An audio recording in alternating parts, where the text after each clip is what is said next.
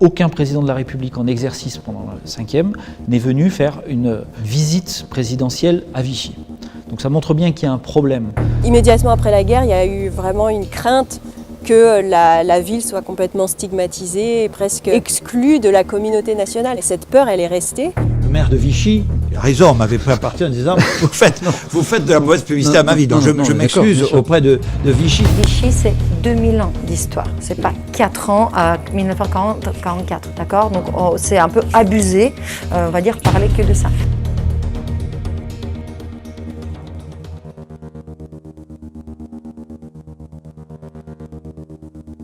Quand j'ai dit à mes amis que j'allais au DUT de Vichy de journalisme, ils ont tous dit en rigolant oh là là, collabo, etc.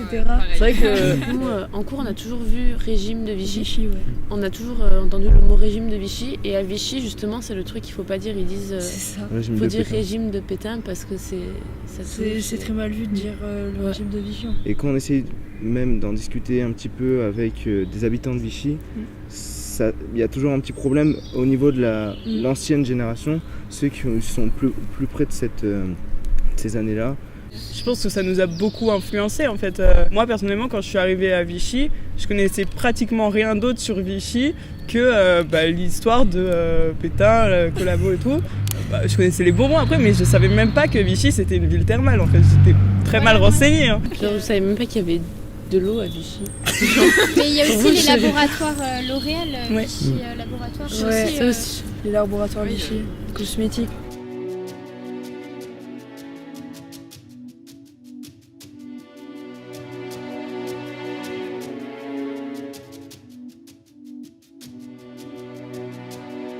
On s'est dit on va retrouver les lieux emblématiques de la collaboration. Et en fait non, on n'a même pas eu une explication. Ah donc, oui, ça se voit quand même que la ville, elle s'est pas vraiment remise de ça et que... Il y a ce côté, on retient vraiment que le meilleur et on met de côté un peu ce qui était pas très sympa. Quand ils viennent à Vichy, il y en a beaucoup qui s'attendent à voir quelque chose en lien avec la guerre. Et finalement, ce qu'ils voient, c'est de superbes bâtiments qui racontent une autre histoire. C'est vraiment l'histoire de la Belle Époque, du Second Empire. Il y a un décalage entre ce qu'on voit et ce qu'on sait sur la guerre, parce que ce sont justement ces bâtiments qui ont été au centre du régime de Vichy.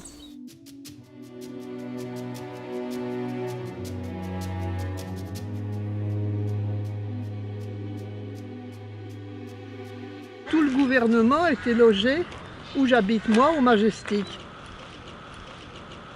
L'immeuble, après c'est juste après l'ongle. Et donc vous disiez que Pétain c'était au 3e, c'est ça? Je crois bien que c'est le 3e. Le 3e, oui, il me semble.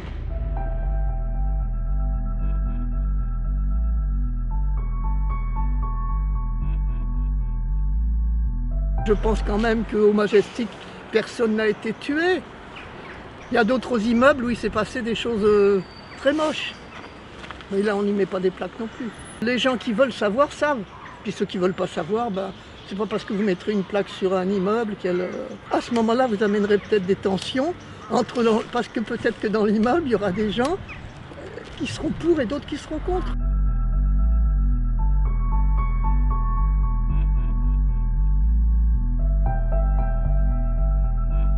Tous les matins ou tous les soirs, rentrer dans son immeuble avec une plaque « ici a été torturé », ici, c'est là où on a choisi les juifs qui ont été déportés ou je ne sais quoi.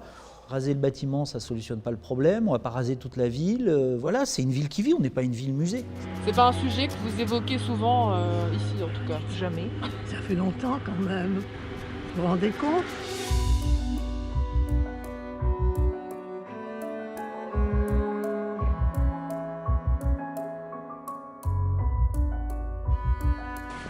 Mais du coup, il y a quand même une plaque commémorative là ou pas? Rien du tout. Ah bon, très bien.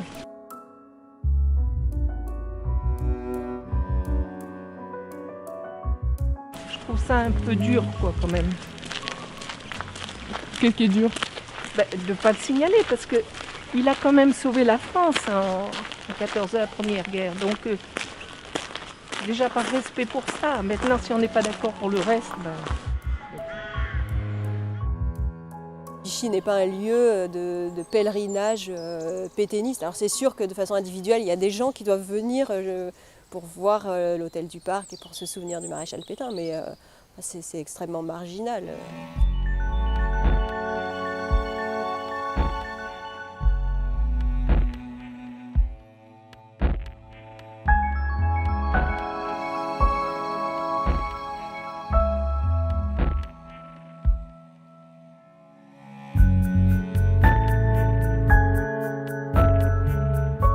Vichy, c'est 2000 ans d'histoire. C'est pas 4 ans à 1944, d'accord? Donc c'est un peu abusé, on va dire, parler que de ça. Excusez-moi, quoi, je veux dire, Vichy, c'était la ville, the place to be à la fin du 19e, début du 20e siècle. Vous voulez pas, c'était la reine des villes d'eau. Les hôtels de Vichy étaient les plus chers que Ritz à Paris. Donc c'est pas parce qu'on ne veut pas, mais on est obligé de parler de ces choses-là. C'est pas parce qu'on ne parle pas de 4 ans qui ont souillé toute l'histoire de France, mais hélas, on est devenus les victimes de notre propre succès. Vichy était tellement moderne en avance, et ben la pauvre Vichy, quoi.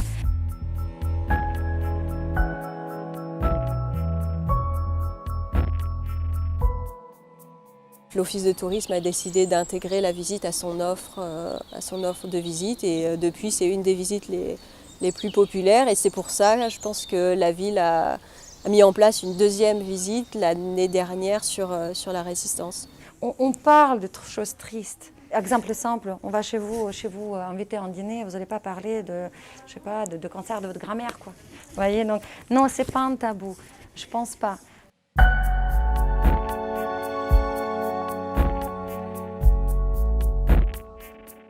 On trouve trace dans les archives dès la Libération avec une délibération qui a été prise par le conseil municipal en novembre 1944, qui a été éditée sous forme de petite affichette où il est dit « Vichy n'est pas le siège d'un gouvernement traître à la patrie, mais la reine des villes d'eau ». C'est frappant de constater que cette revendication, elle est là, elle est présente, c'est toujours la même. Depuis 1944. C'est vraiment un discours qui a été intégré dans l'inconscient collectif. La mise à distance et la mise en histoire est très difficile parce que les Vichysois sont enfermés dans une catégorie de victimes et il est difficile pour eux d'en sortir et même aujourd'hui.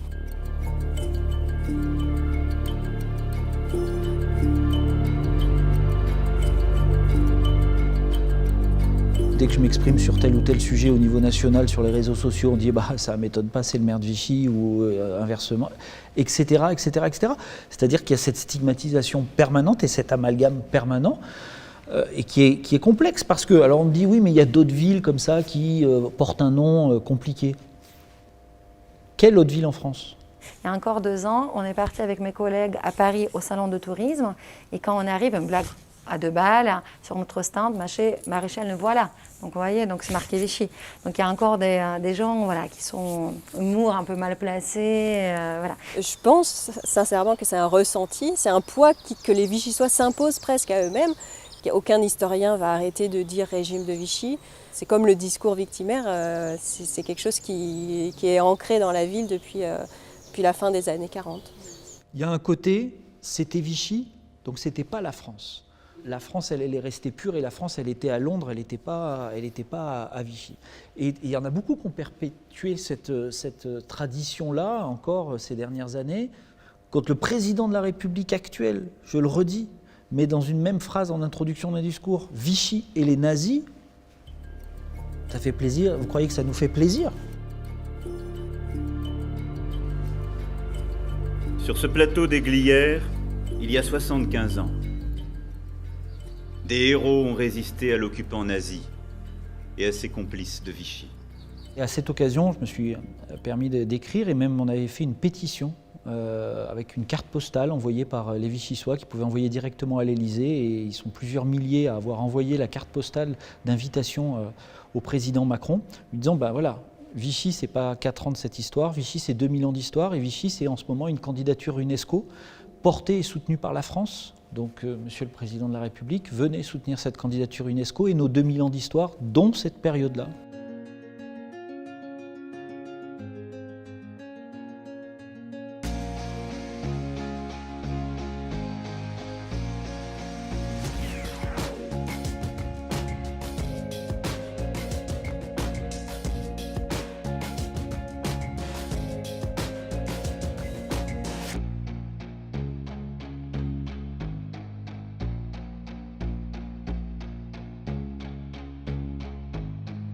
bon, on va dire le régime de Pétain et de 40, parce que le maire de Vichy, il a raison, m'avait pris à partir en disant vous faites de la mauvaise publicité à ma vie. Donc je m'excuse auprès de Vichy, c'est pas bien sûr la ville et ses habitants. C'est pas un peu violent quand même de comparer les pseudonymes sur Internet. Attends, mais ce qui se passe parfois sur les réseaux sociaux est très violent.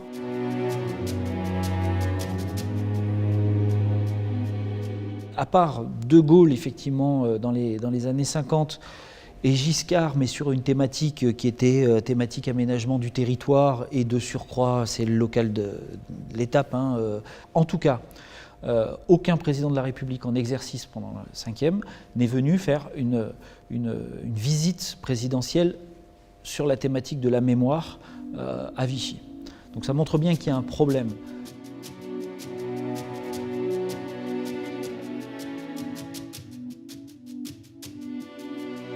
C'est très important chez nous que le nom soit cité. Comme le disait Simone Veil, ceux dont il ne reste plus que le nom. Les Vichysois ne se sentent pas responsables, ils ont raison. Par contre, nous, c'est notre histoire et on n'a pas surtout envie que ça recommence. Donc on a besoin d'expliquer ce que c'est que la Shoah pour comprendre que c'est vraiment un génocide qui n'a jamais existé dans le temps. Nous, en tant que communauté, on a sans arrêt des familles qui nous appellent pour avoir des renseignements, pour avoir nos archives. Ça nous fait beaucoup d'émotion de les voir se recueillir et de dire bon ben là au moins ils ont une pensée pour leur famille, quoi.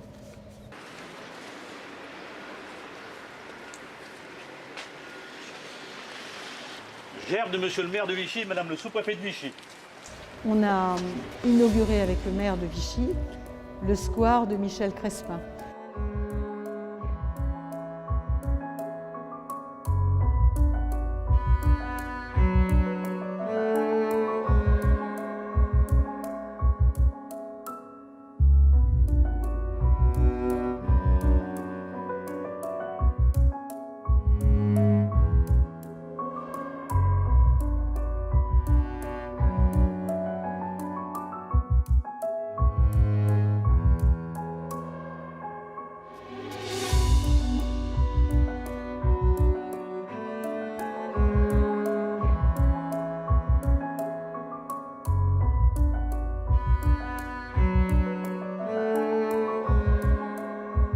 L'application a été lancée en 2019, donc en même temps que mon livre. C'est quelque chose qui a vraiment bien marché et qui est utilisé par les Vichysois, par les touristes et par les groupes scolaires aussi, donc c'est intéressant.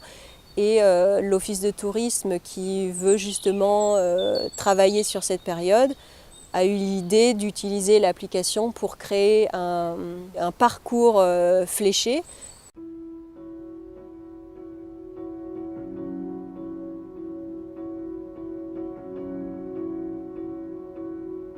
Le mot musée, oui. Le mot musée 1939-45, non.